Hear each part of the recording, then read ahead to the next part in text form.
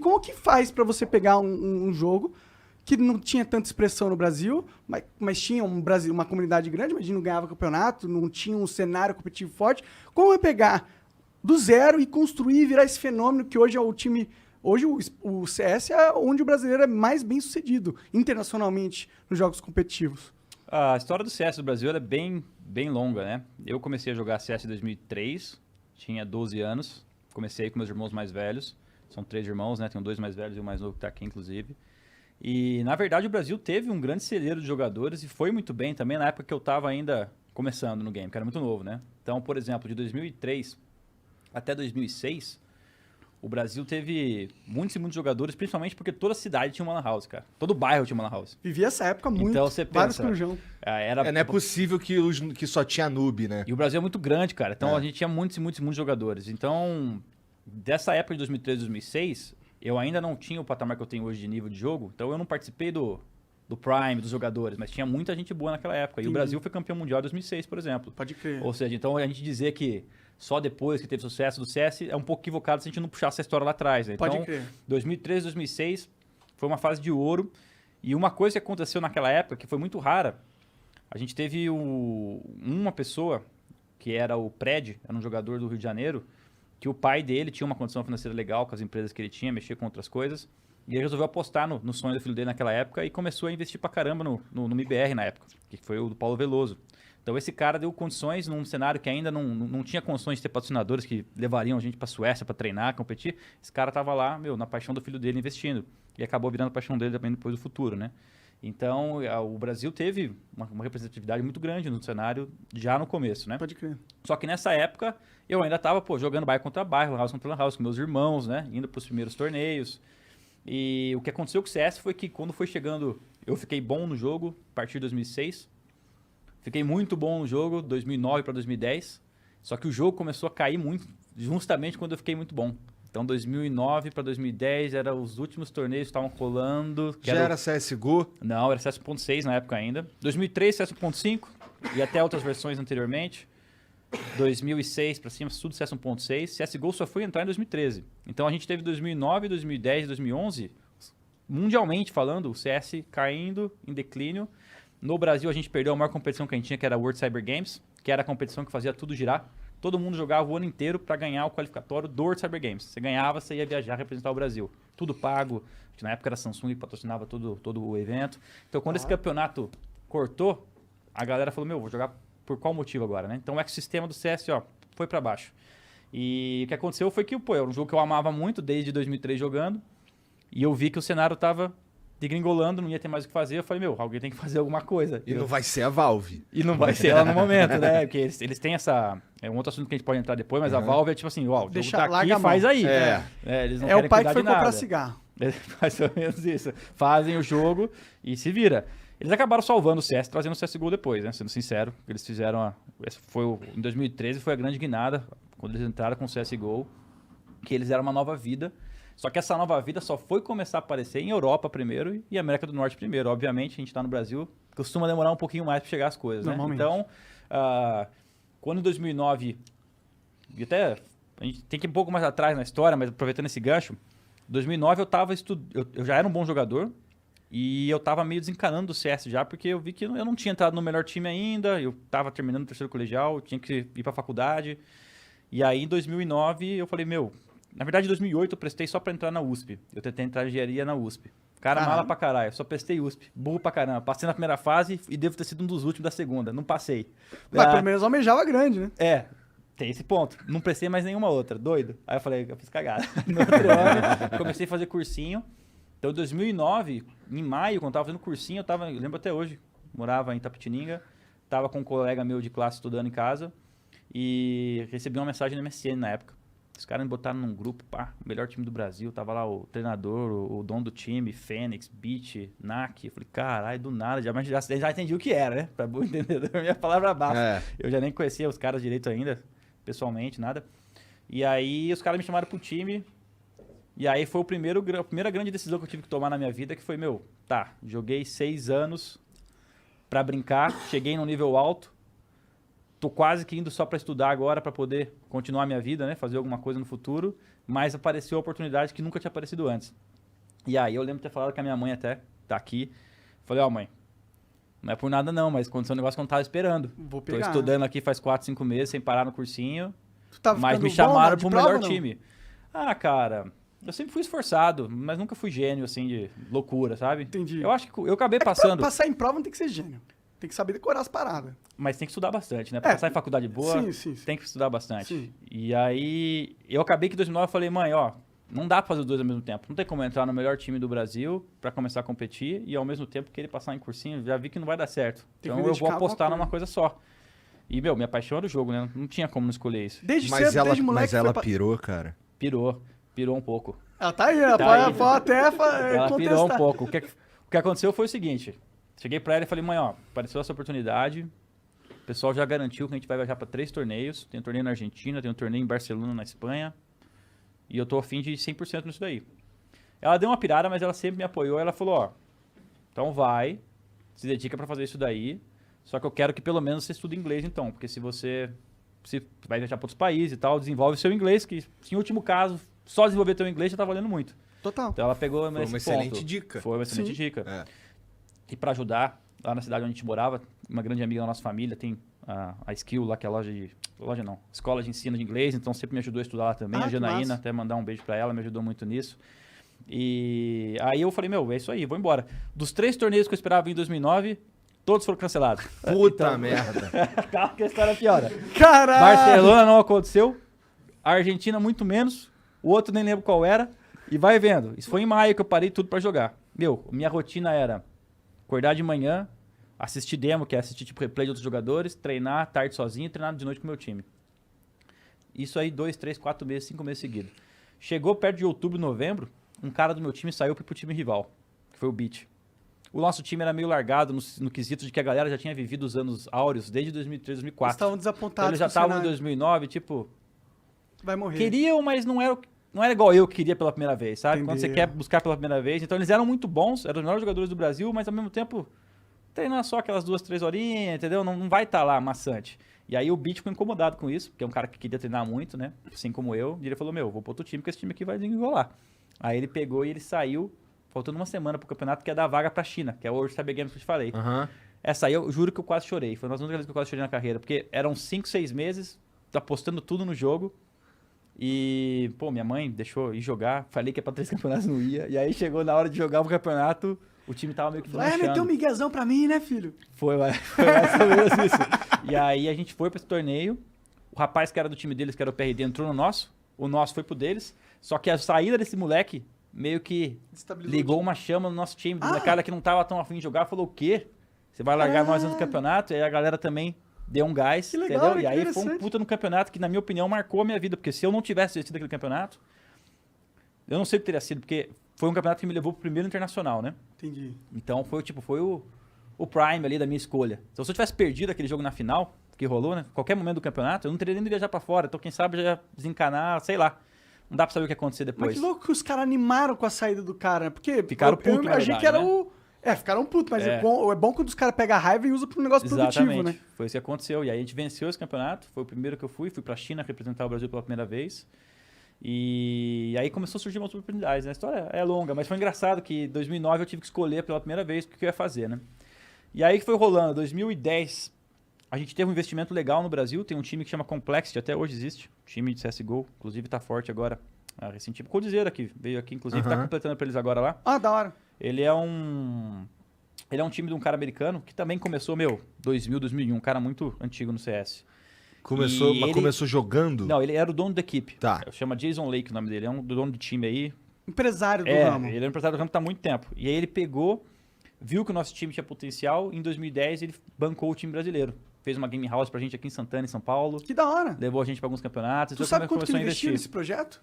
De começo? Cara, na época, eu lembro que a época aluguel lá, em 2010, era uns 2 pau. Um apartamento pra cuidar do time, 2 pau. Acho que em 2010 é uma grana boa hoje, É né? uma grana. Né? É. uns, Já é uma grana boa hoje, ainda assim, imagina na época, é uns né? 4 pau, pelo menos, hoje em dia, É. com a inflação, né? Então aí ele, só de aluguel era isso, salário da equipe e tal, então ele já investia muito naquela época. E aí o time durou mais uns 8, 10 meses, eu acho, a gente foi pra algumas competições, ganhamos uma em Nova York, inclusive. Foi legal a experiência. Só que ele também pulou do barco no final de 2010, porque a coisa tava muito mal no CS. Tava, O dono do time. o time acabou saindo Era do os players que Complexity. estavam deixando de jogar ou era o cenário competitivo que tava minguando? Não tinha gente assistindo. Eu acho que uma coisa leva a outra, né? O World Cyber Games saindo do Brasil, acho que a própria comunidade já dá aquela desanimada. O campeonato lá fora cada vez menores, tipo, o negócio foi perdendo a Então, graça. até internacionalmente tava Foi, minguando, não era só no internacionalmente, Brasil. inclusive, sim. Mas isso era sintoma de um jogo que tava morrendo. Um jogo que tava morrendo, que não recebia muita atualização. Um jogo onde os grandes campeonatos, de repente, mudaram a sua estratégia. Tipo, a Samsung que fazia o World Cyber Games. Não vou mais fazer campeonato mundial de Olimpíada de Games, vou fazer outra coisa. Aí já perdeu essa Olimpíada Mundial de Games. Então, eu acho que são vários fatores que foram combinando e o cenário foi ficando devagar. E o que aconteceu? 2010, quando eu vi que o cenário foi desmanchando, eu falei, precisamos fazer alguma coisa. E aí que eu tive a primeira ideia. Eu fiz exército também, fiz tiro de guerra em Itapetininga. Acho que foi em 2010 também. E numa das conversas que eu fui conversar com uma Tu foi recruta? eu fui atirador. É?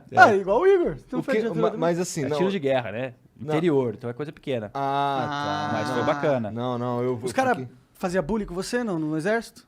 Um pouco, né? Fazia? Ah, Falavam que eu era o sempre peixe tem. do sargento, porque eu ia viajar para o campeonato, ele liberava e tal. Entendeu. Mas foi uma época legal, foi uma época muito legal. Foi... Que tiro de guerra no interior é diferente de quartel em cidades grandes, né? Porque você, por exemplo... Eu Você não mora lá, você mora na Você tua não chega casa. a morar no né? quartel, você tem que ir todo dia de manhã, mas Sim. você não mora, aí você faz a guarda de vez em quando, fica 1, 2 dias. Parece um rolê 24 bem mais horas, você vai embora. saudável. É, bem mais light. Mas assim, eu achei super legal pra mim, foi muito bom pra o meu Disciplina, caráter, caralho, tudo, né? disciplina, eu Não, gostei pra muito. mim também. Eu fiquei 1 ano lá e esse ano mudou minha vida. Muda a cabeça, positivamente, gostei muito mesmo. E muitos amigos que eu tive lá, e eram só 100 pessoas no nosso, tipo, no ano, entendeu? Então é um negócio mais light, mas é muito legal a experiência. E por que é legal o negócio do exército? Olha como é que nasceu a ideia de começar o que veio a ser a Gamers Club hoje, a Games Academy, né? Quando eu fui fazer uma entrevista pra uma rádio da cidade, eu tava com o sargento aqui do meu lado, pá, de farda, tudo, né? Tava com Conversando. o 3A, o de passeio. Agora você me pegou. Eu vou lembrar. Tem esses Mas era um negócios. CAC? Era um... Tô ligado, tem é. esses negócios. Você tá bem mais aplicado que eu, Igor. Até da nomenclatura. E aí o sargento pegou, o cara perguntou alguma coisa, se eu ensinava alguém a jogar. O rapaz perguntou. E aí o sargento meio que falou, você não ensina os outros a jogar, não? E aí que, na minha cabeça veio, eu não ensino os outros a jogar. E aí eu lembrei de um caso de um site gringo americano que fazia aulas assim e tal. Eu falei, meio que a ver. E aí eu fui pra esse negócio pra casa pensando. Verdade, ninguém ensina os outros a jogar, né? E eu sou bom pra caramba no jogo agora. E a galera, tem gente que quer aprender, tenho certeza. E tem muita cara que é muito bom no jogo e tem o defeito de não saber ensinar. Sim, não Porque- é fácil ensinar. Porque o cara é tão bom, ele acha que o cara sabe pelo menos o básico. E ele começa a falar um monte de coisa que, pro cara que não sabe nada, perde ele. Normalmente não consegue se conectar com o noob. Sim. É o que aconteceu. Eu fui pra casa, entrei num servidor de deathmatch, não sei se vocês conhecem. É quando você entra só pra brincar de atirar. Aham. Não tem objetivo no jogo, mas tá treinando a sua habilidade. Aí eu tô lá, entrei lá, Fire Gamers, Fallen, que era meu time na época, pá. Tem um rapaz, o nome dele é Diogo Morgan. Sempre conta a história dele, porque foi ele que marcou também. Ele falou, Fallen, sou muito seu fã. Quero comprar uma camiseta da Fire Gamers, tem como você enviar pra mim? Tipo, ir lá no correio, enviar pra ele. Aí eu tava com esse negócio na cabeça das aulas, eu falei, peraí. Tem um cara aqui que é meu fã, tá querendo comprar uma camiseta, eu tô pensando nesse negócio da aula. Eu falei, viu, me adiciona aí, vamos trocar uma ideia. Ao invés de eu te mandar a camiseta, eu te mando a camiseta de presente. O que você acha da ideia aí de eu montar umas aulas e você começar a fazer parte? Puta, seria louco pra caramba. Lógico, tô dentro. Aí eu falei, cara, tem gente do jogo que... Comecei a pensar numa maneira de viabilizar eu ensinar a galera, ao mesmo tempo fazer um troco para poder continuar vivendo do jogo e ao mesmo tempo começar a desenvolver a comunidade. Mas nessa época você ensinava individualmente? Como que Você era? liga como é que funcionou isso, é muito doido. Aí eu fiz a conta, o cara quer ser esperto é assim, né? Aí eu falei, bom, beleza, como é que eu vou ensinar a galera? Comecei a pensar nisso como uma oportunidade de trabalho, entendeu? Eu falei, tá, tô aqui, jogo bem, o negócio tá meio devagar no momento. Minha família, inclusive, na época, não estava em situação financeira muito boa. A gente estava passando algumas dificuldades também em casa. E eu falei, tá, vou estruturar isso daqui. 5 dias na semana, segunda a sexta. Eu já não queria trabalhar sábado e domingo, né? Preguiçoso. Segunda a sexta. Vou dividir 6 horas, 1 hora cada, 30 alunos. 6 vezes 5, 30. Tranquilo. Vou cobrar R$60 cada um. Tá, beleza. 30 vezes 60, 1.800. Caralho, eu posso fazer R$1.800 no mês fazendo isso? Deixa eu ver se dá certo. Aí fui lá, fazer aula da 1 às 2, 2 às 3, 3 às 4, pausa, 5 às 6. Montei, e anunciei no meu Facebook. Naquela época a página de Facebook era a principal mídia social. Meu, mas não deu um dia. Lotou Eu vendi as 30 aulas. Assim, Maravilha. um dia. Não deu um dia. Mas você já era conhecidaço? Não existia isso. Não existia vender aulas. E eu nunca tinha pensado, e ninguém no Brasil nunca tinha feito isso. Aí eu criei a Falens Academy, fiz um videozinho lá, tal, pô, só chance de aprender com os profissionais e tal. E lotou meus 30 horários da semana muito rápido. E aí eu entrei para dar a minha primeira aula e eu descobri que eu tinha feito uma cagada gigantesca. Por quê? Porque a mesma aula das 2 às 3 era igual a dar umas 2 em tese. E começou a ficar um negócio muito chato. Entendi. Já na quarta hora, assim, o primeiro dia foi um porre nesse sentido, porque Era apesar de ser ensinando muito mesmo louco, inicial, era tipo, meu, por que eu tô fazendo isso 6 vezes seguida iguais? Alguma coisa eu tô fazendo errado. E aí já no dia seguinte eu mandei mensagem pra galera e falei, viu, vamos fazer diferente? Ao invés de eu dar só 1 hora por semana, eu vou fazer 2 dias de 3 horas cara pra vocês, mesmo preço, não precisa pagar nada mais. Só que nós vamos fazer todo mundo junto. O que faz todo sentido, porque CS é um jogo em time, né? Vou ficar só com um cara. Aí eu percebi que eu já tinha escolhido a maneira de fazer errado no início, né? Só que aí já ficou super legal. Pô, turma de terça, turma de quarta, turma de quinta, final de semana fazia campeonato, galera de um dia contra a galera do outro. E a galera começou a, por estar treinando junto, fazer equipes. Mas você manteve 30 pessoas ou você expandiu depois dessa mudança? Então, o primeiro mês que eu mantive, acho que alguns meses eu mantive 30 pessoas. Porque, meu, as coisas vão acontecendo e eu sou muito assim na vida. Eu pego pra fazer e eu sou muito explosivo pra fazer e às vezes eu não sou tão... Nossa, deixa eu pensar em todos os detalhes minuciosos possíveis pra ter certeza que nada vai dar errado. Porque eu sinto que, meu, você tem que sair fazendo. Sim. Aí dá errado, você arruma. Ou teve uma ideia melhor, você troca, né? E aí eu comecei a fazer, eu acho que em 2, 3 meses eu já mudei um pouco. Eu sei que eu cheguei a ficar no começo já, com 100, 120 alunos de maneira rápida. Só que eu senti que esse era o meu limite também. Que se eu fosse para mais do que isso, eu não tinha como multiplicar, certo? Então esse era meio que o nosso limite. E aí tem uma coisa que é muito minha, que eu gosto muito de compartilhar as coisas, já é do meu caráter, assim, eu gosto de expandir as coisas. Então quando eu fiz 1, 2 meses de aula na Falens Academy, tava na época do Complexity ainda morando com a turma, quase prestes a morar, ia começar a morar com a turma em São Paulo, em Santana. Cheguei e falei pra galera, negócio é o seguinte, descobri uma coisa aqui que é muito da hora. Estão a fim de participar? Cheguei lá no NAC, no El, no Beat, no Fênix, tava no meu time, e falei, meu, a gente pode dar aula pra galera, velho. E aí, obviamente, tem o cara que gosta mais da aula, tem o cara que gosta menos da aula, mas na época todo mundo abraçou. E aí, do Falens Academy, nós criamos a Games Academy. Então eu trouxe essa galera do meu time pra dentro da minha ideia e falei, meu, vamos dar aula junto, vamos dividir aqui, eu pego o segundo, você pega a terça, você pega a quarta. Só que aí, meu, de perfil, tem gente que gostava muito, tem gente que fazia, tem gente que odiava, né? É normal. E aí as coisas foram indo, um saiu, o outro saiu. É todo mundo que é um professor. Tem gente que não curte tanto esse contato com a galera, né? Não é por vocação, maldade ou não, é vocação vocação, mesmo, por né? realmente curtir. Sim. Mas eu tinha um tesão do caralho pra fazer isso, porque, pô, era a minha ideia, né, e tal. E eu já conseguia imaginar que aquilo, não sabia exatamente como, mas eu consegui imaginar que aquilo podia ser um diferencial pra uma parada muito sinistra, entendeu? Que acabou virando história, né? Com tudo que aconteceu. Mas eu não sabia o quê. Mas eu falei, meu, essa ideia é muito louca. Ela é uma semente de uma coisa que eu nem sei onde vai chegar. Mas Você é ela. Você sentia essa energia no começo? Sentia. Eu também senti essa energia, cara. Sabe o que eu tô falando, Ela né? é foda, é. Você não para, né?